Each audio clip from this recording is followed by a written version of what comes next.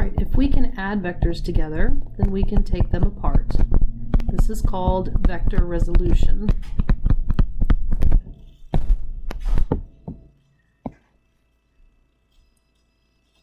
So if I have some line here, AA, and some line here, BB, the vector F, I can resolve that vector onto AA and BB using, well, it eventually looks like parallelogram, right? So we draw parallel lines. Yipe. A prime, A prime.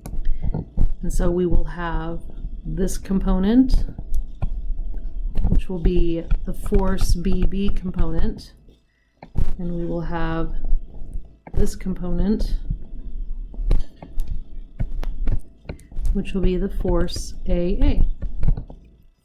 For example,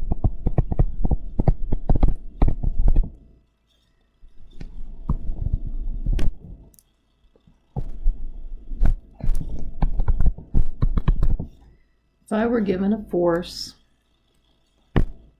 acting in the y-axis with a magnitude of 4.5 kilopounds,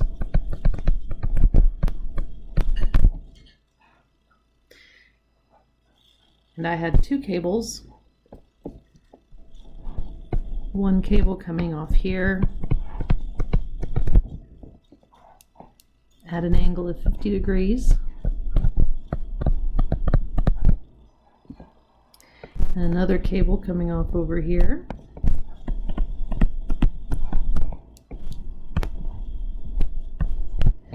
acting at 75 degrees.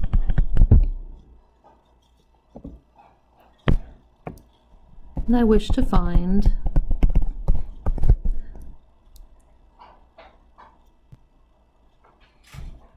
the forces in the cables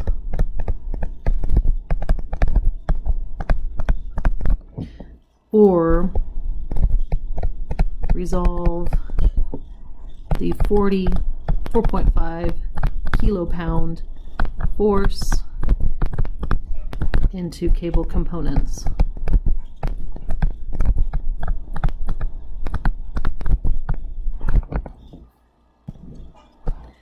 All right, so exactly what I did above, I'm going to draw parallel lines and get this to look like a parallelogram.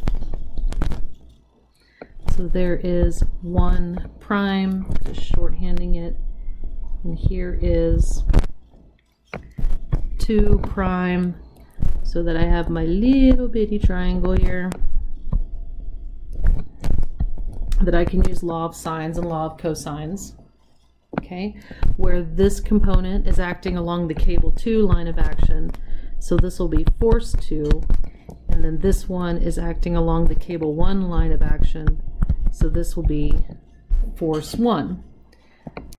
I can find my angle theta, because if this angle is 75 degrees, that makes this angle 75 degrees.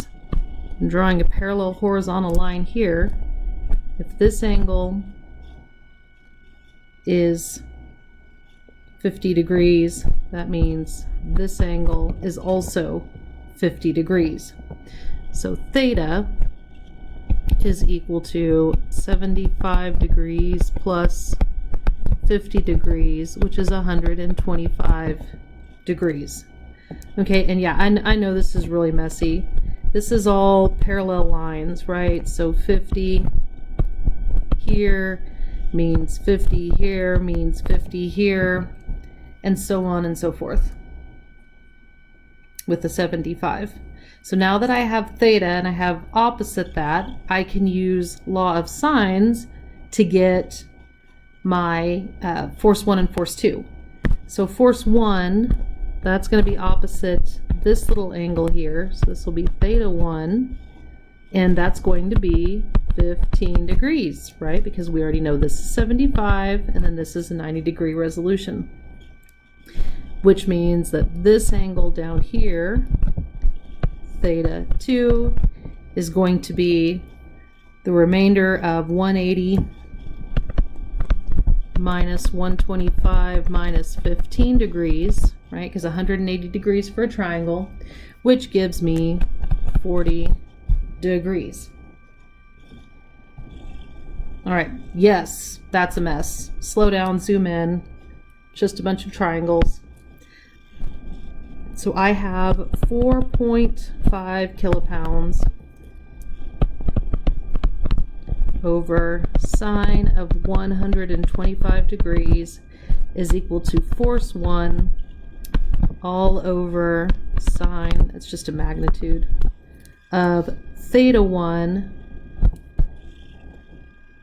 The theta 1 is the 15 degrees, which is equal to force 2 over sine of 40 degrees. And we find that F1 has a magnitude of 1.42 kilopounds and F2 has a magnitude of 3.53 kilopounds.